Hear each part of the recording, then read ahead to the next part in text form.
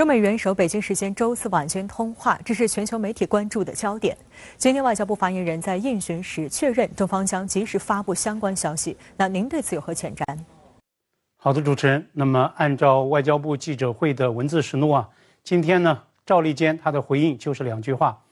中美两国元首通过各种形式保持沟通，中方将及时发布相关消息。但是呢，自少事大，那么这2句话已经足以回应外媒的关切了。当然，外界的最大关切是夜已进行的中美元首通话将要谈什么，将会怎么谈，会不会谈出共识与成果。我们也知道，美国总统之前刚刚发了推文，称他核酸检测转阴，已经结束自我隔离，回到白宫椭圆办公室。所以这也是拜登在康复首日进行的第一场重大外交活动。那么就在这一次通话前2天呢，白宫以及国安会的官员都已经向媒体吹风爆料，足见美方对推动实现这次最高层对话的迫切与用力。为什么国际社会对通话也是同样高度关注呢？确实因为中美关系兹事体大，而全世界最重要双边关系现阶段呢全面承压，挑战严峻，甚至按照美国驻华大使伯恩斯6月间的一个悲观判断，中美关系处于自1972年破冰以来的一个最低谷，所谓 the lowest moment。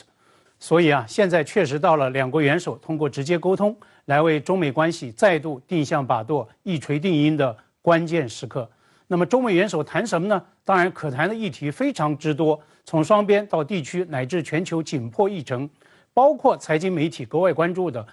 对华附加关税的减免等等。美国 CNBC 电视台今天前瞻预告说，通话将会聚焦美中合作领域，而不是紧张议程。彭博社说，美中关系紧张之际，拜登将在周4与中国领导人通话。那么这些呢，也正是白宫要竭力对外传递的信息。美国国安会发言人科比周2在记者会上就强调，最关键的信息在于美国总统希望确保与中国元首的沟通渠道畅通。那么按照美国媒体的说法，拜登希望能够为全世界最重要的双边关系设置防护栏，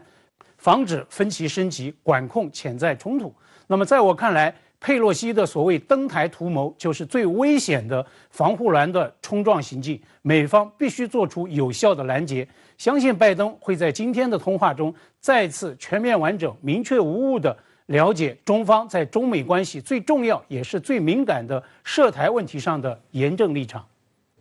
好，请管尧先生保持在线，稍后我们将会继续连线您。谢谢。据美国官员透露，即将举行的中美两国元首通话将会重点谈及台湾与俄乌局势问题，对此您作何解读呢？其实台湾问题与俄乌局势压根就是风马牛不相及的2件事情。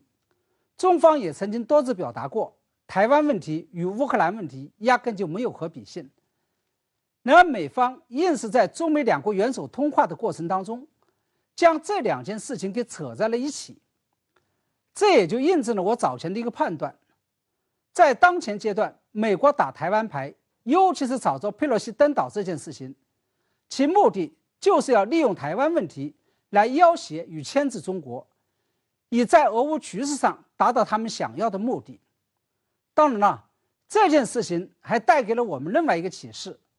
即美国眼下的当务之急仍然是俄乌局势，也就是要帮助乌克兰尽快打败俄罗斯。在这种情况下，他们最为担心的就是蜡烛2头烧，也就是台海局势与俄乌局势同时失控。而从中我们可以看出，他们在台湾问题上只不过是在虚晃一枪，是在声东击西，围魏救赵。